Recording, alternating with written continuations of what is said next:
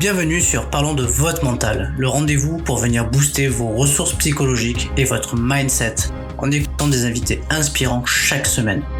Vous souhaitez être performant dans vos réalisations personnelles, professionnelles, tout en étant bien dans vos baskets? Nos invités de la saison 3 nous partageront comment ils font pour développer leur confiance en eux, leur motivation au quotidien, leurs méthodes pour gérer les échecs, la pression, le stress. Ils témoignent sur leur capacité de résilience et leur détermination pour toujours aller plus loin, plus haut, en restant positif. Abonnez-vous, ce podcast va devenir votre vitamine pour vous doper vous aussi à vous dépasser pour réaliser vos rêves. Et si nous découvrions notre invité du jour? Bonne écoute à toutes et à tous.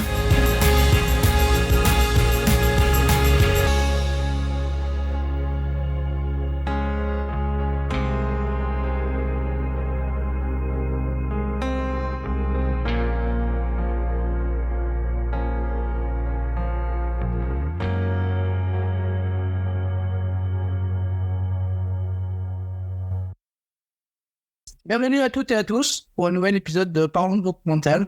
Ce matin, on va avoir une tête connue parce que c'est un invité que j'avais eu dans la saison 1. C'était le 4e épisode même. Donc c'était à mes tout débuts, en 2021, en avril. Et depuis, ça fait plus de 2 ans que c'est écoulé finalement l'enregistrement. Et j'avais envie d'aller prendre un petit peu des nouvelles de Cédric Caillon, judoka, un athlète, également aussi un coach sportif, un entraîneur de judo. Salut Cédric. Salut Seb. Alors, qu'est-ce que tu deviens? Alors, beaucoup de changements. Toujours pareil dans le judo, toujours avec les mêmes objectifs de performer à haut niveau, même à très haut niveau. Et toujours prof de judo en même temps. Oui, alors pour rappel, donc Cédric avait visé la qualif et l'ambition de participer au JO de 2024. Ça en est où là, tout ça? Alors ça, pour la qualif 2024, ça va être compliqué parce que donc il y a toujours Teddy qui est en course et qui a le monopole du truc. Mais après, l'objectif, c'est d'aller chercher quand même des sélections sur des championnats qui restent à côté, autres que les Jeux, et voire peut-être les plus loin après. Et tu penses qu'aujourd'hui, Teddy Riner, c'est le maître incontesté dans ta catégorie? Oui. Ouais. Bon. Tu te sens pas les capacités encore d'aller le titiller sur le tamis. Tu l'as combattu plusieurs fois en plus en rencontre interclub, il me semble. Oui, je l'ai rencontré plusieurs fois sur les championnats de France par équipe. Moi, j'ai toujours perdu. Après, il est encore largement un niveau au-dessus, mais l'objectif, c'est quand même d'atteindre aussi ce niveau. Ouais. Bon, t'es pas si loin que ça en fait. Il y a quand même quelques marches à franchir avant d'arriver à son niveau. Ok, et qu'est-ce que, là, finalement, avec un peu de recul, bon, on avait évoqué ton parcours dans le premier épisode, donc j'invite les auditeurs à aller le réécouter pour prendre un peu connaissance de ton parcours, de comment tu es arrivé au judo, prof de judo, et tes ambitions en tout cas, pour devenir un athlète dans cette discipline. Et du coup, j'en perds le fil de ma question.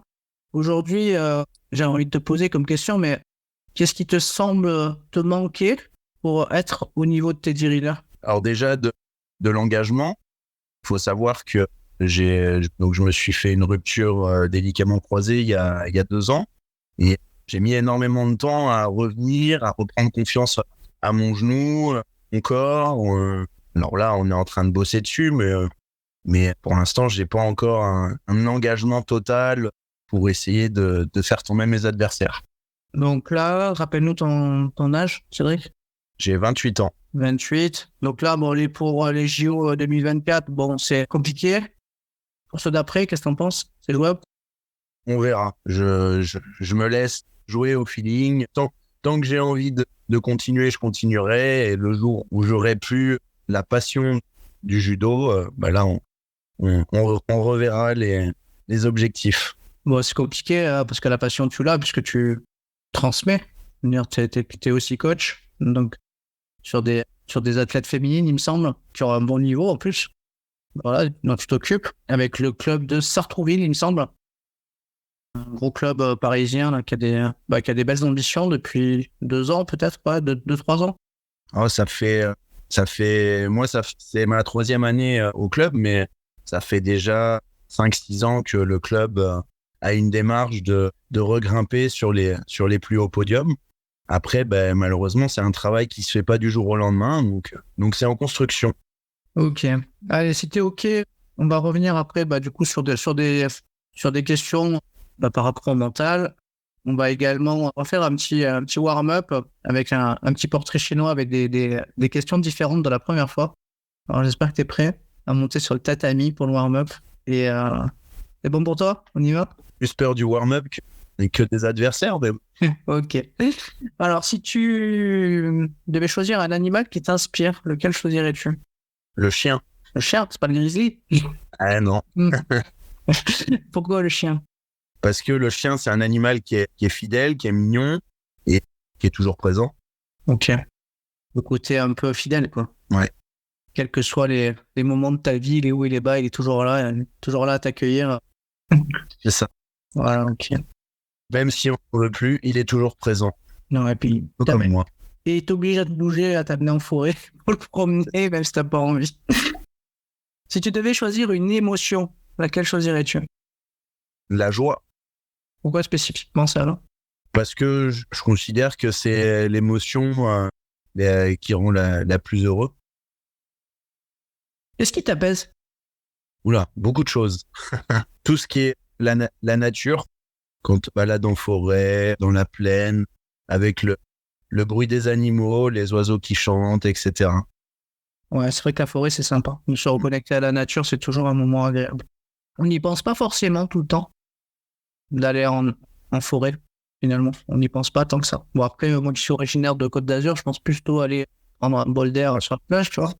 Mais la forêt, c'est vraiment ressourçant, quoi. Si tu étais une devise, laquelle serais-tu? Il y en a beaucoup. Ta préférée? Ma préférée, je dirais, on ne juge pas un judoka sur le nombre de fois qu'il tombe, mais sur le nombre de fois qu'il se relève. Ok, donc sur la résilience. Exactement. Tu devais être une énergie, laquelle serais-tu? Donc quand je parle d'énergie, c'est la vitalité, la sécurité, la générosité, enfin, quelle énergie t'anime? L'énergie qui m'anime, la générosité. Ah ouais, on en parlait hier. La générosité de tout donner, si bien dans son, pour soi, pour ses compètes, mais aussi, du coup, Les autres. pour les autres, pour ceux que tu entraînes. On revient dans la forêt. Si tu devais choisir un arbre, lequel choisirais-tu? Un chêne, parce que c'est un arbre qui est majestueux, qui est toujours important dans une forêt. La plus belle qualité à tes yeux, ça serait laquelle? La modestie. Pourquoi celle-ci? Parce que on peut avoir tout le palmarès du monde, on peut tout faire. Si on n'est pas capable d'être modeste, en fait, on ruine notre propre image. Qu'est-ce qui compte le plus à tes yeux? La fidélité. Quoi? Parce que on considère que c'est quelque chose d'important quand on donne la confiance à quelqu'un. Si cette personne n'est pas capable d'être fidèle, ça veut dire que on ne peut pas avoir confiance en elle. Ouais, c'est vrai que la notion de confiance, ça renvoie aussi à la notion de fidélité en opposition à trahison. Ouais, t'as raison. Oui, il n'y a pas que la fidélité dans les couples. Ouais, couple ou dans le travail ou dans tout, en fait. C'est important de bien s'entourer, tu vois, si on doit synthétiser quelque chose qui est là dans ce podcast, bien s'entourer de gens authentiques et qui sont là de manière, on va dire, comme tu disais, amicale, quels que soient les hauts, les bas, enfin, ils sont toujours là, quoi. Je sais que tu peux compter sur eux dans tous les moments. Fidélité et honnêteté. Le plus beau voyage que tu aies fait, c'est lequel? J'ai fait, je dirais, au Portugal. C'était une compète? Non, c'était un voyage de vacances. en mode road trip, partir sans rien prévoir et juste profiter de l'instant présent. Ah ouais, c'est cool. Moi, je connais pas trop le Portugal. Et le road trip, ouais, c'est sympa. J'avais pu faire l'Italie, l'Irlande et l'Écosse en road trip et j'avais bien kiffé. Portugal, ça doit être chouette aussi. Quand t'aimes la Côte d'Azur, tu dois aimer le Portugal. Ok. Mais je crois que c'est un petit peu moins cher quand même. Bon, si tu vas dans les zones touristiques, c'est pas beaucoup moins cher. Ah ouais, ok. Dans le Portugal, même, c'est beaucoup moins cher. Et c'est là que tu découvres le plus le pays en plus. Quel est le défaut que tu as le plus de mal à supporter chez les autres? La trahison. Par opposition. Et ouais. Par opposition. Ok. Allez, pour conclure, petit portrait chinois, un petit peu différent du premier. Donc, du coup, j'invite les auditeurs à écouter le premier, puisqu'on avait parlé, on avait vraiment optimisé sur. Je sais même, je crois qu'il n'y avait même pas de portrait chinois à l'époque, dans la saison 1. Je ne sais un peu comment on avait commencé. Ah, il me semble qu'il y en avait un, si, quand même. Ah, il y en avait un? Ok. Ouais, je me souviens même plus, tu vois. Ça fait tellement. Après 150 épisodes, je m'en souviens plus. La petite dernière, c'est qu'est-ce qui te ferait le plus plaisir à ce jour? Alors, le plus plaisir, parce qu'il y a beaucoup de choses qui me feraient plaisir. Ah, bah, c'est ta priorité numéro 1, c'est quoi? Ma priorité numéro 1, ce serait d'être heureux dans ma vie, réussir professionnellement et d'avoir une famille heureuse. Ok.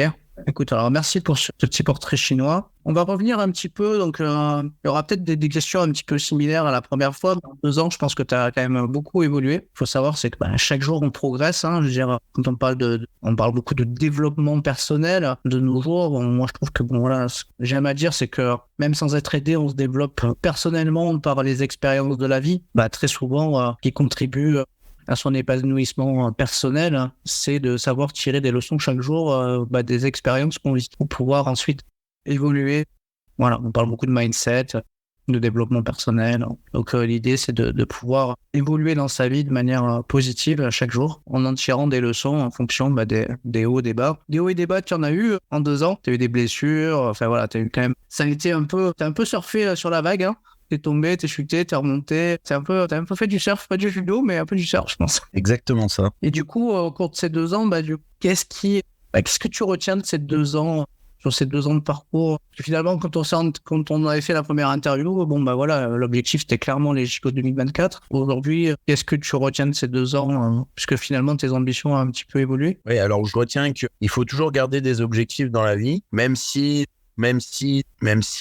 par la force des choses, il y en a qui changent, qui sont plus atteignables, ou les envies. Des fois, c'est rien que les envies qui changent aussi. Et faut pas se frustrer par rapport à ça. Et je retiens aussi alors même s'il faut faire confiance aux gens, faut pas faire totalement confiance aux gens. Dans le sens où, quand on est présent, tout est beau, on est là. Et le jour où ça va pas, par exemple une blessure, il y a des gens qui vous oublient très vite. Oui, ça c'est le principe on va dire des sélections ou résultats, quoi. Et ouais. Donc ça c'est quand même monnaie courante. Moi, je l'ai connu quand même beaucoup dans le tennis, notamment chez les parcours chez les jeunes espoirs où finalement celui qui était performant à l'instant T était on va dire plus favorisé que celui qui avait un gros potentiel mais qui allait éclore plus tard. C'est ça. Donc, c'est vrai que souvent, il y a pas de vérité, mais on est souvent dans l'immédiateté du résultat pour briller. Non, en tout cas, dans certaines fédés. Je connais pas toutes les fédés, mais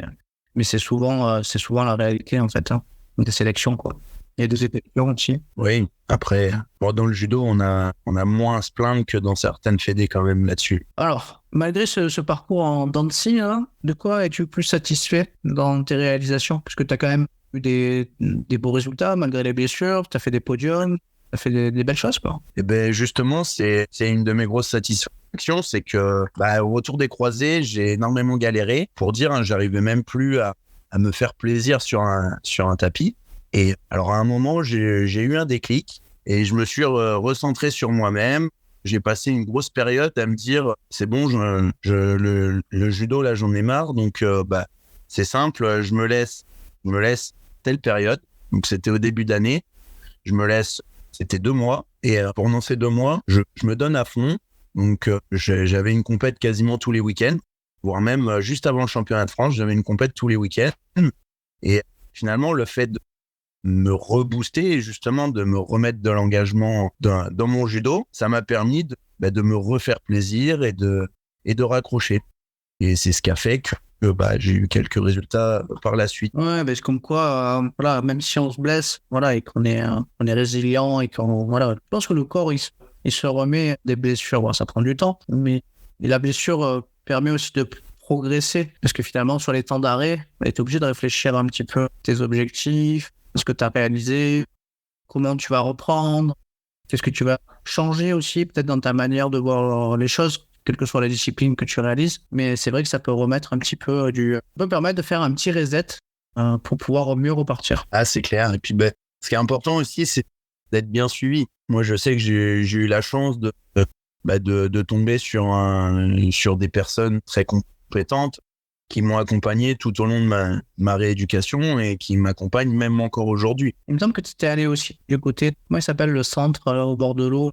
De Cap-Breton. Ah voilà, à Cap-Breton. Tu étais allé à Cap-Breton aussi Alors non, j'y avais été pour mon premier croisé il y a quelques années, mais là, comme je suis tombé sur un kiné qui me convenait totalement, en fait, j'ai fait ma rééducation de A à Z avec lui et ça s'est super bien passé.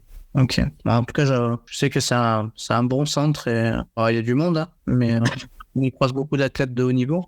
Mais en tout cas, c'est un centre qui a le bénéfice de pouvoir te ressourcer aussi au bord de l'eau. C'est sûr. Est-ce qu'aujourd'hui, la définition du mental que tu avais pu faire à l'époque, que je n'ai plus en tête, a évolué? Comment tu définirais à ce jour le mot mental? Est-ce qu'il a évolué depuis 2 ans? Alors, c'est ce que j'allais dire. Est-ce qu'il a évolué? Je sais pas, parce que je me souviens plus de il y a 2 ans. Mais en tout cas, ma définition du mental, pour moi, ça reste quelque chose d'important à la performance parce que, avoir du mental, c'est repousser ses limites, c'est aller toujours plus loin, c'est habituer son corps à des efforts qu'on ferait pas forcément tous les jours et que beaucoup de gens ne font pas. C'est quand un combat devient difficile parce que on tombe sur quelqu'un d'à peu près de notre niveau, c'est être capable de garder le cap et pas chuter parce que ça devient dur. C'est aussi parfois quand on tombe sur quelqu'un de plus fort, voire de beaucoup plus fort que nous, c'est ne pas avoir peur et aller au charbon quand même et y aller, mais pas dans l'optique de se dire j'y vais, mais c'est pas grave, je vais perdre. Non, c'est y aller. Et je monte sur le tapis, c'est quand même pas pour perdre, j'y vais pour gagner, même si peut-être que je vais perdre, j'y vais quand même dans l'optique de gagner. Ok. Écoute, je crois qu'elle n'avait pas trop évolué. On ira la réécouter, on fera une comparaison. Mais je pense que le mental, pour toi, ça a toujours été clair, puisque finalement, c'est quelque chose auquel tu attaches de l'importance, puisque du coup, tu te fais accompagner ou tu t'es fait accompagner chaque fois que tu en as eu besoin. Aujourd'hui, qu'est-ce qui, par rapport à la préparation mentale que tu as pu mettre en œuvre, quels sont les outils qui ont été efficaces sur toi? Alors moi, tout ce qui a été efficace, c'est tout ce qui a servi en fait à me préparer, me rassurer, parce qu'avant de commencer la préparation mentale, j'étais quelqu'un qui était capable d'être présent sur des tournois, sur des compétitions entre guillemets non officielles. Et par contre, le jour du championnat de France, j'étais capable de faire premier tour sur un mec qu'on a jamais connu ou que j'ai rencontré 10 fois dans l'année, que j'ai battu 10 fois. Et en fait, j'avais une barrière du championnat de France où je me mettais la pression parce que je paniquais. À partir du moment où on a commencé la prépa mentale ensemble, j'ai appris à me structurer, donc à mettre des routines, que ce soit en compétition ou que ce soit avant la compétition pour arriver à me cadrer. Et ça m'a permis de rester concentré, rester dans une bulle de A à Z. Et puis, c'est à partir de là que j'ai commencé à faire des résultats. Alors, c'est vrai que tu as testé beaucoup d'outils divers et variés pour ensuite, en tout cas, les adapter à tes besoins. Sur les périodes de blessure, tu as pas mal utilisé la visualisation, l'imagerie, qui est un outil dont on parle un petit peu plus aujourd'hui, mais qui finalement a été testé régulièrement par toi. Qu'est-ce que tu pourrais nous en dire un petit peu? Quels sont les bénéfices que tu as pu retirer dans ces périodes où tu ne pouvais pas avoir d'activité physique judo, de pouvoir utiliser l'imagerie mentale pour pouvoir déjà j'ai mieux gérer ta blessure et puis finalement continuer à avoir une activité cérébrale comme si tu étais sur le tatami? Alors moi, la visualisation, ça m'a permis déjà de garder un pied dans mon sport. Et ce que j'ai vu par rapport à ma première blessure où en fait j'avais pas de prépa mentale et que j'avais pas fait ce travail. En fait, quand on reprend, ça permet de vite reprendre les sensations. Alors on est toujours cramé parce que le corps il a plus l'habitude de l'entraînement intensif du judo, mais par contre niveau sensation, ça revient beaucoup plus vite. Le corps a l'air de faire du judo. Ouais, ça t'a permis en tout cas de maintenir. Alors les études montrent que l'activité cérébrale a des effets sur du coup sur l'empreinte musculaire. Donc du coup, c'est intéressant, même au-delà de la blessure, pouvoir utiliser également l'imagerie mentale, même quand on n'est pas blessé, pour pouvoir renforcer aussi du coup sa pratique, ses automatismes et plein de choses, quoi. Enfin voilà. Alors, on va parler de confiance. On en avait déjà parlé, mais là, finalement, tu es quand même 2 ans où, avec, je te dis, des hauts, des bas à surfer. Est-ce que tu as confiance à la surfer aussi et comment tu as réussi finalement à garder le cap, quoi? Alors, ma confiance a énormément surfé aussi. J'ai eu des gros moments de doute, des moments où clairement, j'ai voulu arrêter le judo. Alors, bien sûr, la blessure, le fait, quand j'ai eu du mal à me faire plaisir sur un tapis de judo, et aussi des choses qui se sont passées avec des sélections où ça a été un peu compliqué, des problèmes sur des compétitions. Ça a été très dur. J'ai eu des gros moments de doute. Finalement, après, ce qui a été important, c'est que j'ai été bien entouré. Déjà à Sartrouville, on a une bonne équipe où on est tous dedans et on soutient quoi qu'il arrive. Donc, quand il y en a un qui a un petit moment de doute, c'est toujours bien d'avoir des coéquipiers sur qui s'appuyer. Et puis après, tout l'entourage familial qui est important aussi, qui m'a soutenu et qui m'a permis de raccrocher et de reprendre plaisir. Après, il y a aussi, j'ai réussi un peu à me détacher de tous ces points négatifs, parce que alors avant, c'est un truc négatif comme ça me bouffait. Alors que maintenant, c'est pas grave, ça arrive et je vais continuer à me donner à 100%. Et puis tant pis. Tant pis, si on veut pas me sélectionner, les gens ont leur raison. Moi, je vais continuer à m'entraîner pour prouver que j'ai ma place. Ouais, finalement, tu es sur le principe, rester concentré et focus sur les éléments qui sont de ta maîtrise et ne pas trop porter l'importance aux éléments sur lesquels tu n'as pas la main, quoi. C'est ça. Ça a été un beau travail de prépa mentale. Ouais, mais c'est vrai que c'est quelque chose qui est important parce que très souvent, on aurait tendance à être plus focus sur les choses qu'on maîtrise pas que sur les choses dont on a la main. Et au final, quand on arrive à prendre conscience de ça, ça permet d'être plus à l'aise aussi et puis d'être plus focus sur les moyens qu'on se donne pour réussir et de pas se trouver d'excuses après aussi. C'est-à-dire, je me suis pas entraîné, j'ai des bons résultats, mais ils veulent pas me sélectionner. Souvent, on entend ça un peu dans le sport, quoi. C'est-à-dire que très souvent, l'ego, il accepte pas forcément soit qu'il y en ait qui est le plus fort. Après, parfois, hier soir, je regardais un match de boxe, il y avait le championnat d'Afrique de boxe, où à Noël Mensenge, en fait, un boxeur dont je me suis que j'ai aidé à une période et puis avec qui je suis toujours en contact, combattait pour du coup le titre de champion d'Afrique dans sa catégorie.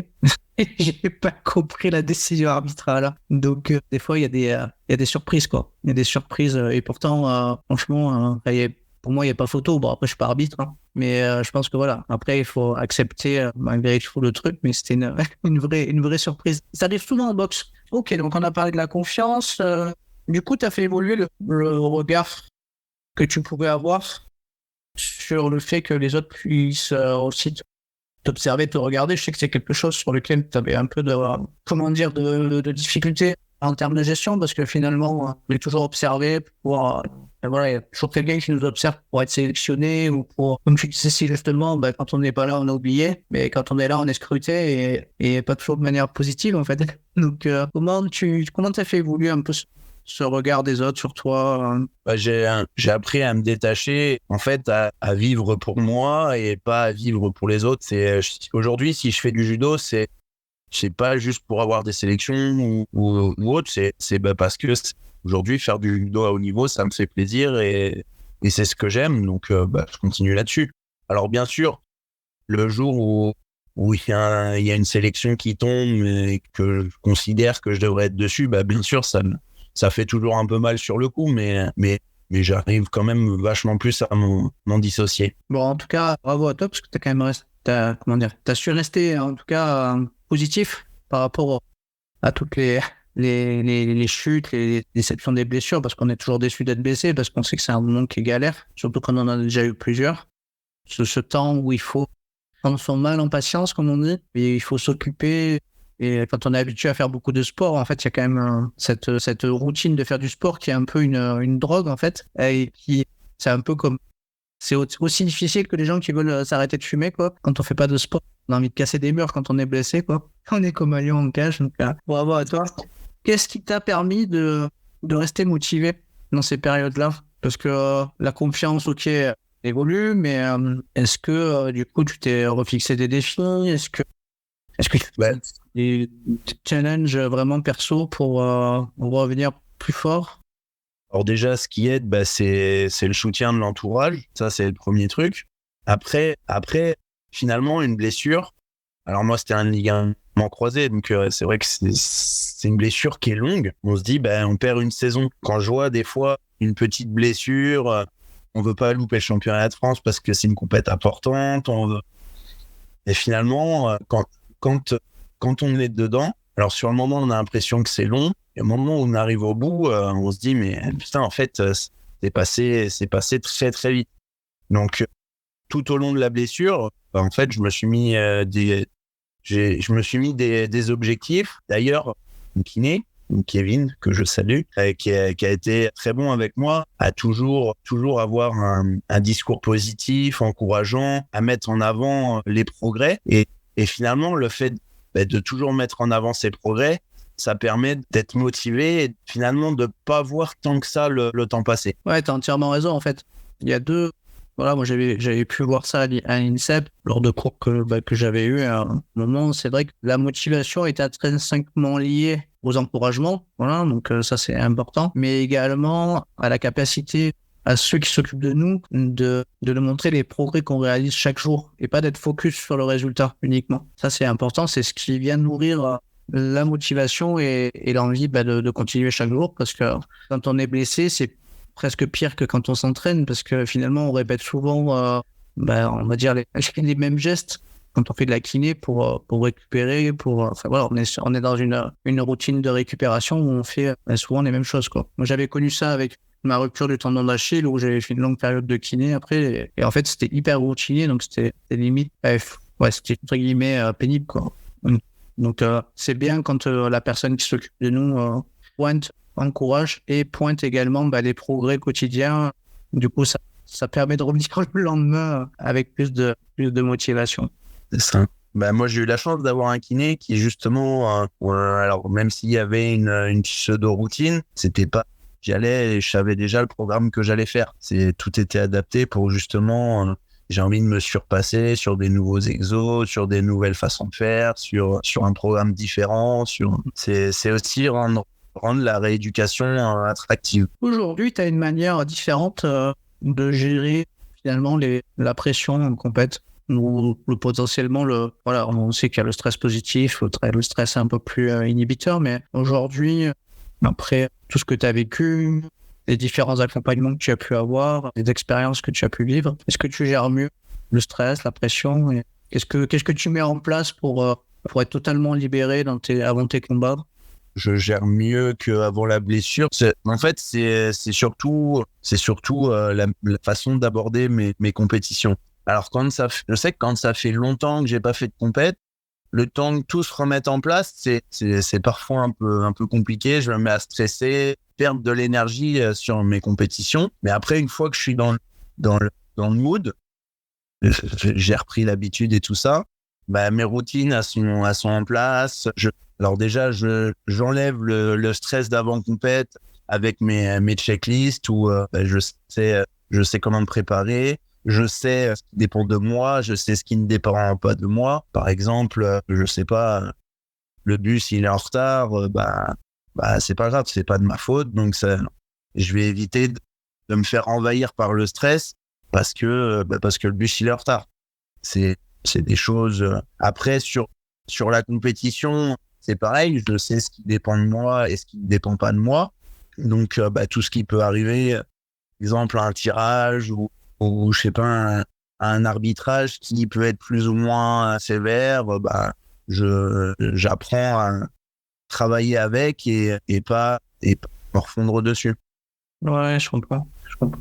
Après, on l'évoquait hier, puisqu'on échangeait sur les dépenses énergétiques qu'on peut avoir avant une compète, et pour faire rapide, on synthétisait le fait que souvent, les athlètes, souvent, ils se mettent au vert avant des épreuves importantes. L'objectif étant d'avoir un minimum de sollicitation de l'extérieur pour se préserver toute l'énergie dont ils ont besoin pour être performants le jour J, puisqu'on sait que voilà, trop de sollicitations, on le voit notamment chez les joueurs de foot par les sollicitations de la presse, les sollicitations de paparazzi qui les suivent. Donc souvent la mise au vert, alors quel que soit le sport, c'est important de pouvoir aussi s'épargner et de prévoir son moment en fait, ce moment pour soi en fait, pour pouvoir s'épargner des dépenses énergétiques, pouvoir être prêt le jour J avec toute l'énergie nécessaire pour se donner les moyens de gagner, parce que souvent il faut le rappeler, pour gagner il y a tous les moyens qu'on se donne, mais on n'est pas tout seul quoi. Donc en face il y a des adversaires qui sont redoutables. Tout à l'heure on parlait de Teddy Riner, voilà, donc je pense que tu peux bien te préparer, avoir toute l'énergie que tu veux quand tu es en face de lui. Je crois que voilà, il vaut mieux avoir passé une bonne nuit, s'être bien préparé, si tu veux, serait-ce d'essayer de le faire tomber, ce qui n'est pas si simple. Il n'y en a pas beaucoup qui y sont arrivés ces dernières années. La seule fois où ça arrivait, c'était considéré comme un exploit et on a crié au loup en disant que sa carrière était terminée, mais visiblement, ils se sont un peu gourés, quoi. C'était juste, je crois que c'était un accident, je crois. Un accident. Allez, on va clôturer cet épisode. Alors, la fameuse question que je t'avais posée en lien avec la force mentale et sur le fait de rien lâcher. Parce que finalement, t'as été blessé et t'as été obligé de tout lâcher, finalement. Et oui, pas le choix. Et du coup, comment t'as vécu ça, finalement? Est-ce que, pour autant, ta force mentale est restée? Ou est-ce que t'as développé autre chose, mentalement, dans cette période? Alors, au début, forcément, c'est quelque chose qui s'effondre, parce que quand on sait qu'on a un ligament croisé et qu'on va se faire opérer, on sait que c'est un an de perdu. Donc, un an, c'est long. Non, c'est beaucoup de choses. Donc, le début est dur. Au début, c'est dur. Après, une fois l'opération passée, on réattaque la kiné. Là, on se met des objectifs. Finalement, les objectifs, ça nous permet de revenir, de se reconcentrer, de redonner un but à tout le sport qu'on fait, à tout l'entraînement. Mais par contre, moi, ce qui s'est passé, c'est qu'avec cette blessure, en fait, donc j'ai continué à avoir mes objectifs, mais par contre, je me suis concentré sur un autre domaine, c'est la transmission, et m'occuper des jeunes du club où l'objectif, c'était toujours la performance, mais plus ma performance à moi. Et c'est vrai que on passe, comme on disait hier, on passe d'être un peu égoïste à s'occuper que de nous, à être obligé de justement pas du tout être égoïste et à faire les choses non plus pour nous, mais pour les autres, et presque être plus touché par une déception d'un jeune que d'une déception à nous. C'est vrai qu'il y a un état d'esprit qui a changé chez moi où on va bosser dessus, mais pour l'instant, tout ce qui est agressivité, armes et tout ça, c'est quelque chose qui a beaucoup changé dans mon judo. Ouais, du coup, le fait de... quand on s'occupe des autres, finalement, il faut retenir juste une chose, c'est qu'il ne faut pas s'oublier soi-même, et d'autant plus quand on est athlète. Après, souvent, on rappelle que être athlète, c'est aussi, comme tu disais, c'est être quelque part, on s'entraîne pour soi, il y a un côté un peu égoïste, parce que de toute façon, la performance, on est tout seul. Voilà, quand je dis on est tout seul, c'est que tu es tout seul sur le terrain, donc après, tu as tout le staff qui est autour, donc qui vit ta compète, mais tu es tout seul sur le tatami, quoi, ou sur un match de tennis, ou sur autre chose. Donc c'est important aussi de retravailler aussi, quand on est coach, de pouvoir aussi arriver à dissocier les moments, quoi. Le moment où je suis athlète, le moment où je suis coach, où je peux m'occuper des autres. Donc, l'intérêt aussi, de se mettre de temps en temps un petit peu ouvert avant ses propres compètes, parce que enseigner, moi qui ai enseigné pendant longtemps, entraîner aussi, ça prend beaucoup, beaucoup d'énergie. Écoute, on va clôturer cet épisode, cette manière un petit peu différemment. Qu'est-ce que tu voudrais dire aux auditeurs qui te paraît être important aujourd'hui, après finalement ces 2 années, entre le premier épisode et aujourd'hui? Qu'est-ce que tu aimerais faire évoluer dans ton message aux auditeurs pour te clôturer? Je dirais surtout, soyez bien entourés, gardez vos objectifs en tête, des objectifs qu'on remet tout le temps en question, personnellement, et ne pas laisser les autres remettre nos objectifs en question. C'est chacun ses objectifs, et se surpasser, se dépasser pour arriver à les atteindre. Ok, écoute Cédric, merci beaucoup. On va continuer de toute façon à te suivre. posté sur différents réseaux sociaux, tu es sur LinkedIn, non pas très actif, mais tu y es. Sur Instagram aussi, il me semble. Oui. Et voilà, n'hésitez pas à aller en tout cas suivre Cédric, éventuellement le soutenir par le biais du sponsoring si vous avez envie aussi, si vous vous intéressez au judo et que vous voulez soutenir des athlètes. Et écoute, je te dis à très bientôt Cédric, et puis bonne continuation dans ton parcours sportif et dans ton parcours d'entraîneur. Merci et à bientôt. Si cet épisode t'a plu, tu peux le partager en me taguant ou en lui laissant 5 étoiles sur Apple Podcast. Tu pourras aussi être tiré au sort pour gagner un test OMSAT pour évaluer tes qualités mentales.